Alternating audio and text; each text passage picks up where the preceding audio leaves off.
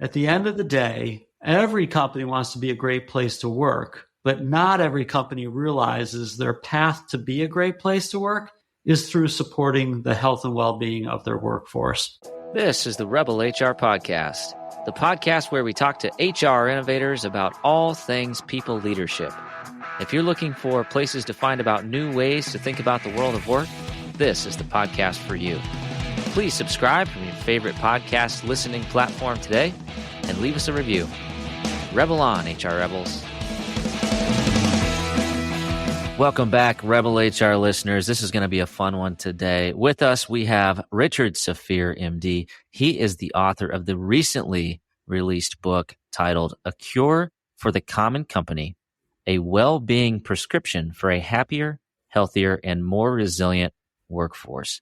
A groundbreaking book available now where books are sold. Welcome, Rich. Oh, thank you very much, Kyle. Extremely excited for the conversation today. And, one of the things I really want to dig into is well-being in the workplace. But before we get into that, I want to ask you the question that I ask almost every author. What motivated you to go through all of the pain and suffering that's involved in writing a book specifically about well-being at work?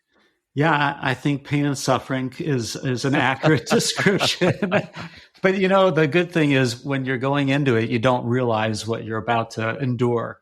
So if you knew, you probably wouldn't start. Well, Kyle, I've been in this space for about 25 years. And as I look toward the last chapter of my career, I was thinking that I've learned a lot along the way, and I'm seeing a lot of interest now and a lot of well-intentioned people, but I'm also seeing a lot of mistakes. And so I figured, hey, let me put this into a book form because then people can look at it and read it when they want. They can put it down and pick it back up. And it'll be my way of almost like a capstone, concluding my contribution to the community. Fascinating. I know a lot goes into it, but I think it's also really interesting that you're thinking about it as a capstone. So you've been in the profession for a number of years. What do you want that capstone to be? What do you want the world to take away from kind of your legacy and the work that you've done in the world?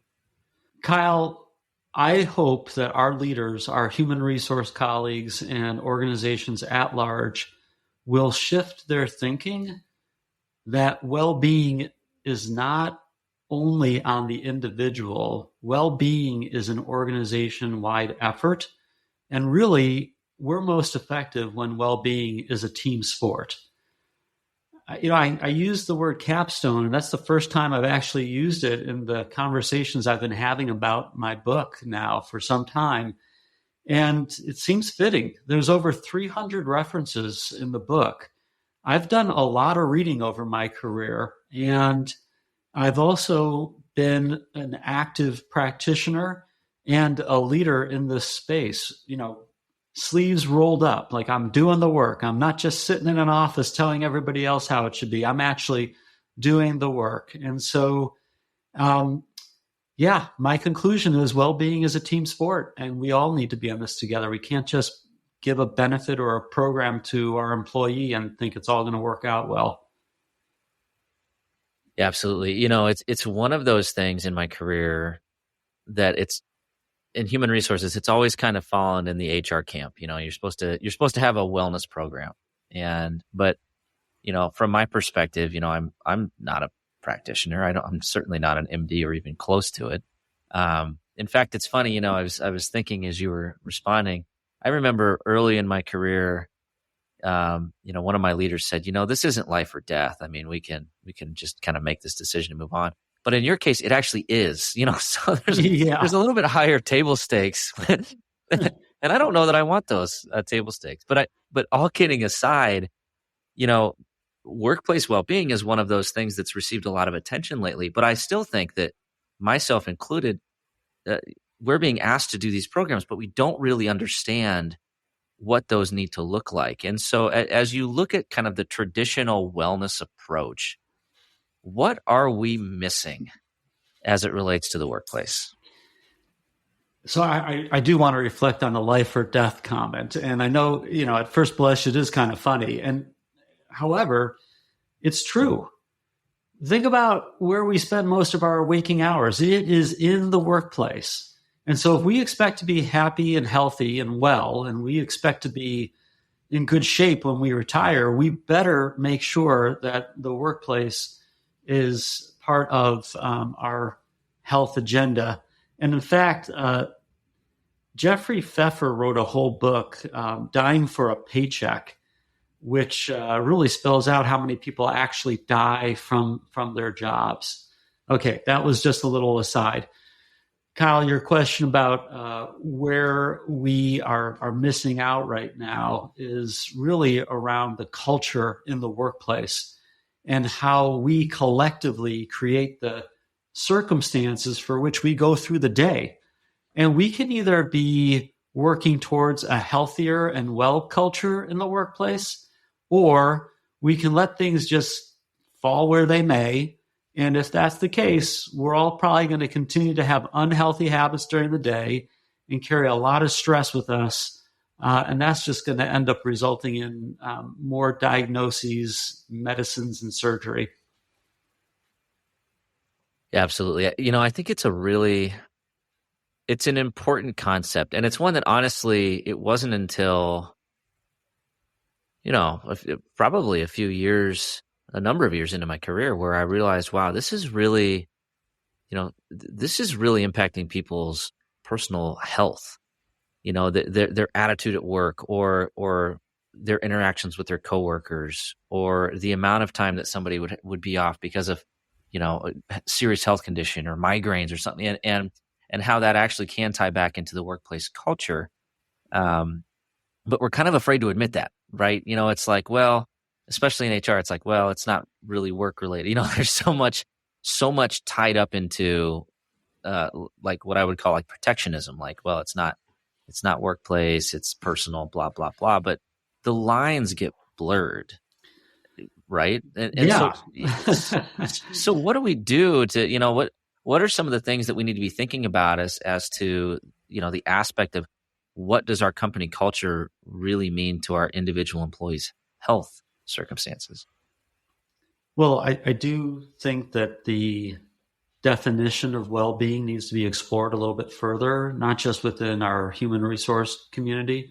And by the way, Kyle, I do report to the Chief Human Resource Officer, so I do consider myself in the human resource You're in the community. pyramid. Yes. So not only do we need to be exploring well-being within our group, but leaders broadly need to know that it's not just about eating the apple a day, and not just about taking a steps challenger. I think you referred to The Biggest Loser. Yeah. Those are all fine and good, yet they don't make up the majority of our day. The majority of our day we're working. And so is the work we're doing, are the people we're interacting with, are they giving us pleasure? Are they causing us frustration? Are we stressed and it's causing us to go eat that the leftover cake in the break room? So there's really a whole plethora of different ways we need to see well-being that go beyond healthy eating and movement. Yeah, it's that's what wellness was when I started. It was like, hey, we're doing this. See who can lose the most weight challenge, right? Yeah. And what would happen is you'd have like one person that would just like starve themselves to win like the Apple, iPad or whatever. And then or the other thing, that we would do is, like biometric screening, right? And you do a physical, you get a couple, whatever sort of incentive you give, and then check the box, good, wellness program done. But what's interesting is, and in my seat, I get to see this, healthcare costs still continue to go up. Mm-hmm. Claims experience still is creeping up. The workforce is still aging at the same clip. And I don't know that we're necessarily hitting the root cause. So as we think about, the work we do, the people we interact with, the culture that we facilitate in your research and experience? What are the companies doing that are successful in creating these types of well-being cultures? In the process of researching the book, I came to a conclusion that companies that are deemed great place to work, they are the companies that are putting in place most, if not all, of the well-being culture building blocks that I outline in my book. Kyle, there's 6 building blocks that I share that, when put into place, create the conditions that make it easier to support everyone's health and well-being. So would you mind if I share those 6 building blocks? Please. Okay, so I'm going to give everyone a phrase. It's plan for success. If you can remember the phrase plan for success, you'll remember these 6 building blocks. So the P in plan is for peer support, how we are influenced both for good and bad by our coworkers. The second building block starts with the letter L. The L in plan is for leadership engagement. And certainly leaders have been mentioned over and over about their role in employee health and well-being. I specifically talk about leadership engagement because they have to do more than just say it's important and assign a budget. The third building block is norms. The N in plan is for norms. Norms are the expected behavior. Listen, if your whole team keeps looking at emails when they get home after dinner, that's the norm. That's the expectation. Guess what? The new person, they're going to start looking at their cell phone. So norms greatly influence our behavior. Now, moving on to the word success, the first S in success is for social climate. Social climate is how we feel amongst our team and across our organization. Do we feel included? Do we feel like we're part of the team? Do we trust people we're around? Is there a high level of collaboration? The fifth building block is the 2 C's in success. Those 2 C's stand for culture connection points. Those are the nudges, the influences that help determine whether or not we're going to make a healthy choice or an unhealthy choice. So Kyle, if you and I walk into a meeting and our boss puts down a plate of donuts, guess what we're eating? We're eating donuts. So there's a whole dozen different culture connection points. And then the 6th and last building block, the last S in success, is for shared values. Companies have values. If the values align with employee health and well-being, everybody wins. The employees will be more likely to feel like they're cared for, and the company will be more profitable. There's a whole book on this. It's called The Value-Driven Organization by Richard Barrett. So all of those building blocks, in fact, are supported by research. Absolutely. I think it's, well, first of all, I love, breaking these really hard to understand concepts down into smaller, pieces to try to understand. But every single one of those, it just makes so much sense. And again, the acronym is Plan for Success. If you want to go through the rest of them, buy the book. We'll put a link in the podcast notes. But a couple of them I want to maybe talk about a little bit, because I think so often in human resources we think that we are kind of we're influencers, but maybe we don't have direct authority, right? Or it's those leaders. It's something that we don't have control over. But as I think about those factors, we do have a lot of control over that in our function. Things like leadership engagement, right? Who really owns the expectations of what a leader does? The social climate, making sure that we have defined and shared our values and that those values are ever present throughout our organization at all levels. Those are, I think I just literally wrote my job description, right? But they all impact well-being in such a big way. Yeah. The challenge though is to help other leaders recognize that and to give them the skills to deliver. Yeah. So what I'm hearing is this isn't a check the box wellness initiative. This is a culture building initiative. Am I on the right track here? Absolutely. There's nothing to check here. I mean, this is an ongoing effort to shape and maintain a healthy workplace culture. And it will support whatever healthy habit you're looking for. And it'll also support positive emotions in the workplace. But HR can't do it alone. I know that I can't do it alone at Johns Hopkins. That's part of the reason why I wrote A Cure for the Common Company. It was to not only help human resources, because how many folks in our field of human resources have ever been trained in this area, and to also help our managers and directors, vice presidents, and the CEO. Everybody can be doing the same thing, and the more leaders who do their part, the more likely you'll get to a good well-being culture.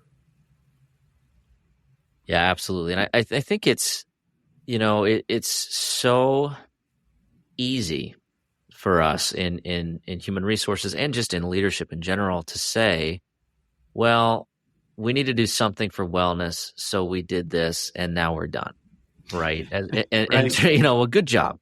Yep. We rolled out the program. My benefits broker has this great program. We bought this. There's this website thing that now people click in on. They take this assessment.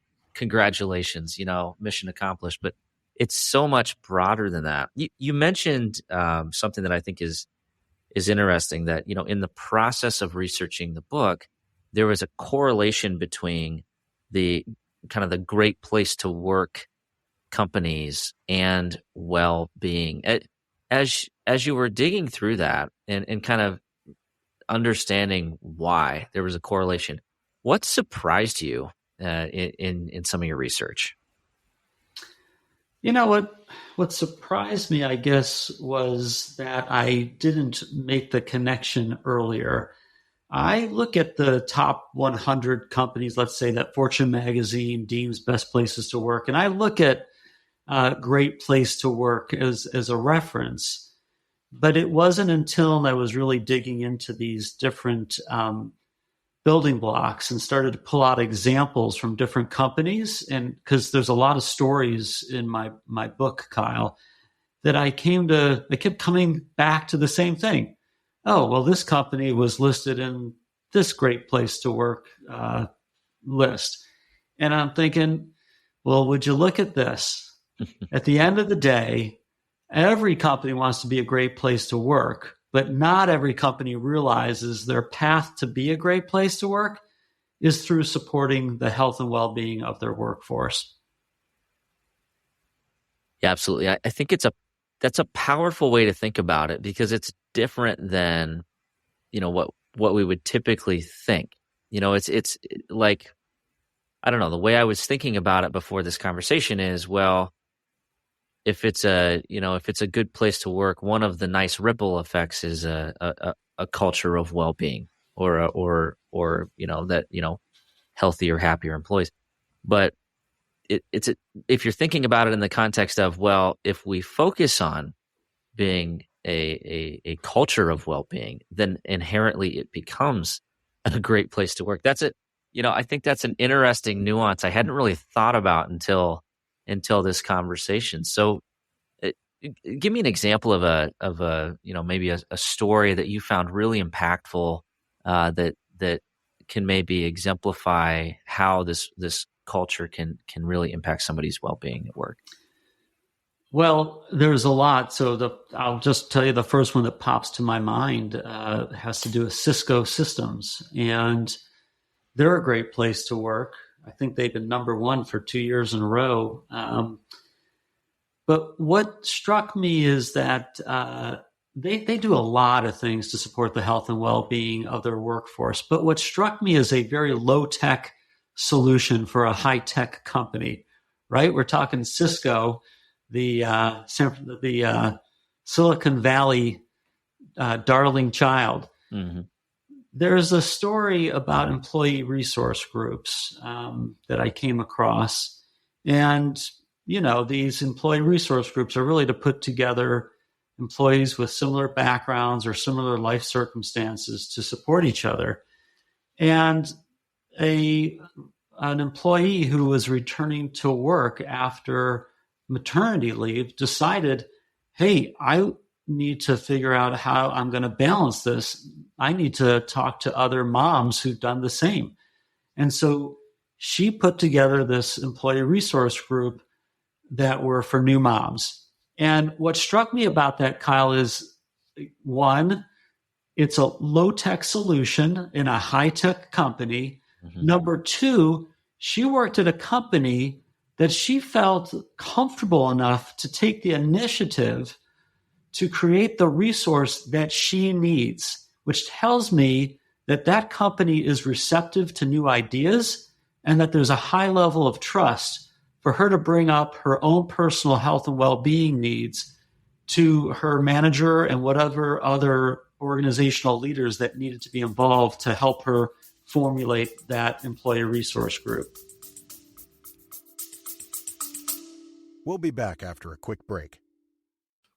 And so used to having everything in front of them right away that we forget that innovation just takes time. I myself, I get frustrated too. Why? And you know, this is being one of my best friends is, hey, I talk to you all the time. Hey, man, I'm frustrated in the fact that I can't seem to just get there in the next day. But that's just not how these things work, right? Innovation needs to be planned out. It needs to be very methodical. And then when it finally hits, that's when it seems like to everyone else that it sort of just came out of nowhere. But to you, you know the amount of dedication that it took over that time. Yeah, it's that is fascinating, but it's indicative, right? It's telling of the culture of the company. And I was going back to your plan for success, and I'm like, okay, peer support, check. Yeah. Leadership engagement, check, because a leader would have to support them taking time to do this. Norms, check. Social climate, check. Yeah. Culture connection points, check. Shared values, check. Right. So it's like, well, there. Okay, we did check the boxes, but in a really positive way. No, that is true. And I do say the more the more building blocks you can use in your strategies, the more likely you are to be successful. Absolutely. Yeah. I think it's really interesting. There's been this movement lately. Right when I started my career, it was kind of coming to the forefront. This movement of like employee empowerment, right? Which initially I looked at this and I'm like, oh, this is just like lazy leadership. Like they're just like, they don't know what to do. So they're like, oh, we empower you to figure out this problem because I don't know what to do. Right. Congratulations. But what you just described in that story was true employee empowerment, where there was some sort of a need. Clearly, as a new parent, there's nothing more stressful in many cases in your life than dealing with a newborn. And how does that fit the workplace now, especially if you're a brand new parent, you've never had children before, it's a whole new world. And then how do you build those social connections at work so that you can find those, kind of that social support within a workplace? And it, for me, it's just like a healthy society, right? Yeah, like that's, right. That's really what's happened there. And amazing that Cisco supported that, right? Yeah. Now think about many companies are giving some type of maternity benefit, but it might just stop there. Or they come back to work and maybe there's a culture connection point. So they've created a breastfeeding room to give women space. So that would be a culture connection point. It makes it easier for the employee to engage in a healthy behavior.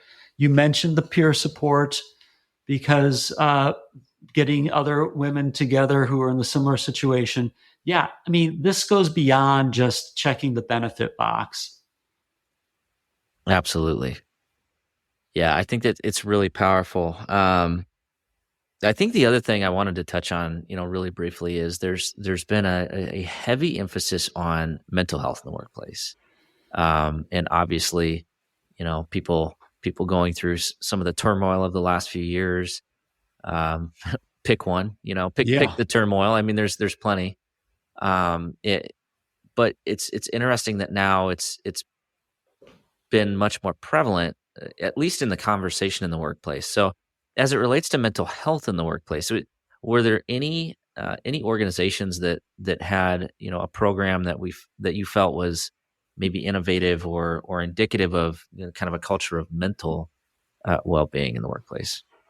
Well, what I found was that there are many leaders who are starting to disclose their own personal mental health challenges, Mm-hmm. which is a great step in the right direction, because when leaders make themselves vulnerable, and sharing that you have a mental health problem is definitely up there on the list of vulnerabilities, it makes it easier for other leaders and employees to also come forward and say, yeah, I've got a problem, I need help. And leaders who do that, I applaud them. It's not easy, and it definitely makes it easier for others to take a step forward. So, Kyle, I wouldn't say that there's any particular company that stands out in the sense of this is the number one company in mental health. I will say that most of, if not all, of the companies who are great places to work are taking it seriously. But I would look at it beyond just addressing stress and addressing depression. I would look at the flip side of emotions, and that is about being happy. And there are some companies who are intentionally going forward to create a happier and more fun experience for their employees. So I believe it's Zoom Communications that has a fun team. I think they're called the Fun Team, and their job is to create fun for the workforce. And then Bupa, which I believe is a benefit consulting company, they have their own well-being strategy or well-being logo or theme or name. Excuse me. Their name is Smile, which is great, because we know smiling is good for us. There you go. Look, you just chuckled and smiled. Yeah, you got me. You can see it on the screen. And I feel better because I made you smile. So we're really seeing a much broader approach to mental health, and it's refreshing. Yeah, I really appreciate it. It's one of those things, again, it's always kind of been under the surface. But now it's really kind of being called out, and we are being called out as in human resources to help. But I think really powerful approach. But I love that. Like let's focus on just being happy, having fun. That sounds a lot better than a lot of the stuff I deal with in my day. So I'm gonna write a note. I'm gonna put that on my to-do list. Let's figure out how to make people smile. I like it. Here's a way to make you smile. Because if you look at the cover of my book, you'll see there are 3 smiley faces. That is not an accident. I love it. Well, Rich, it's just been an absolute pleasure. We are going to shift gears. We're going to go into the Rebel HR Flash Round. Are you ready? Yeah, I'm ready. All right, here we go. Question number 1. Where does HR need to rebel? HR needs to stop thinking about well-being as an individual endeavor and start thinking about well-being as a team sport. Absolutely. There's so much truth in that, and I'm a strong believer that we set the tone, and we set the tone for our other leaders as well. So even if we're not in direct authority, we are heavy influencers, and I believe we own the culture. So thinking differently about well-being first, and then the positive ripples that come from that, it just makes so much sense. Question number 2: who should we be listening to? In addition to me, Kyle, I assume that you want me to expand the audience here. Sure. I would seriously consider hiring someone with a health promotion degree. These folks are trained in the discussion that we're talking about today. We're very quick to sign a contract with a vendor to help us. And yet, their job is to sell you stuff. Have someone on your side, have someone on your team who's trained to know how to use your dollars. And frankly, much of what I shared in A Cure for the Common Company is free. It's just a matter of having the understanding and maybe even this health promotion person on your team to lead you through there. I love that approach. Here's the thing that I love about that. I guarantee you that a lot of people listening to this are going, "Oh, there's no way I have a budget for that." But here's the thing. I guarantee you that if you hire somebody with that background, there are other things that they can do in your organization, and they're going to think a whole lot differently than you do, unless you have a health promotion degree, right? But I guarantee that there are practical applications of their background that you can leverage for other areas of your business. So don't get too narrow-minded and say, we can't do this. Think a little bit differently about asking, how can we do this, and how can we get this diversity of thought into our organization? Yeah, Kyle, one of the dangers about employee health and well-being is that everyone, has their own experiences. So they think like, oh, well, I run a marathon every quarter of the year. So, Sure. I'll take care of this. I know how to be healthy. It's just human behavior is just a little bit more complicated than our own experiences. Yeah. Well, to go personal, it's a great example of, I was that person, training for an Ironman, do triathlons, like physically extremely healthy. But guess what that's not great for? Mental health, burnout, stress management. It's like you just burning the candle at both ends. You don't get any sleep. It's like, and I had to get to a point of near burnout before I figured that out. Mm-hmm. And thankfully, had some support, in my personal life to help get myself through that. But it is a different journey for everybody. And it's much deeper than how heavy are you? How many apples do you eat per day, and how much water do you drink? Right? Yeah. Well, I'm glad you found a better path. Yeah, absolutely. And to anybody out there that thinks there's a stigma with therapy, it works. So check it out, and it's easier than ever to get into it. So that's my personal pitch for the day. Last question: how can our listeners connect with you and get their hands on the book? The book is sold wherever books are bought, so it's out there. And I'd love to see you on LinkedIn. If you would like to get training in this area, there is a website, it's creatingawellbeingculture.com, and you can get SHRM credits if you go through that online training. Perfect. Love those free credits. The book again is titled A Cure for the Common Company, A Well-Being Prescription for a Happier, Healthier, and More Resilient Workforce. Rich, it's been an absolute pleasure. I sincerely appreciate you taking the time, energy, and focus to put this book together. You're going to be helping a lot of people. So thanks for sharing this with our listeners today. Thanks, Kyle. That's the goal, is to help a lot of people around the world, because most people are working. Absolutely. Thanks again, Rich. Take care. All right, that does it for the Rebel HR podcast. Big thank you to our guests. Follow us on Facebook at Rebel HR Podcast, Twitter at Rebel HR Guy, or see our website at rebelhumanresources.com. The views and opinions expressed by Rebel HR Podcast are those of the authors and do not necessarily reflect the official policy or position of any of the organizations that we represent. No animals were harmed during the filming of this podcast. Baby.